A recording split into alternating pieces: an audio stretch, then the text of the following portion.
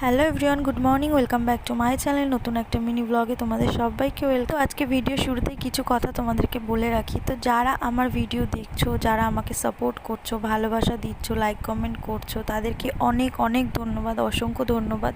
তো তোমাদের ভিডিও আমার সামনে আসলে আমি অবশ্যই তোমাদেরকে সাপোর্ট করব। আর একটা কথা, যেটা হলো সোশ্যাল মিডিয়ায় কাজ করতে আসলে খারাপ ভালো সব কিছুরই সম্মুখীন হতে হবে। তো আমার মতে যেটা মনে হয় সেটা হচ্ছে পজিটিভ দিকটাকে তোমরা বেশি গুরুত্ব দিও, আর নেগেটিভ কমেন্টগুলোকে তোমরা ইগনোর করো।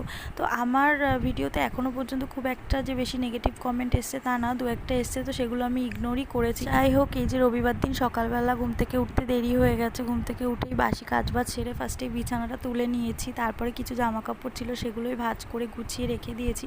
এর মধ্যে বর বাজার থেকে এই যে পরোটা আর এই কচুরি এগুলো সমস্ত কিছু নিয়ে এসছে, তো সেইগুলোই দুজনে মিলে আর কি খেলাম। সকালবেলা যেহেতু ব্রেকফাস্টটা বাইরে থেকেই নিয়ে এসছে, সেই কারণে সকালবেলা রান্নার তেমন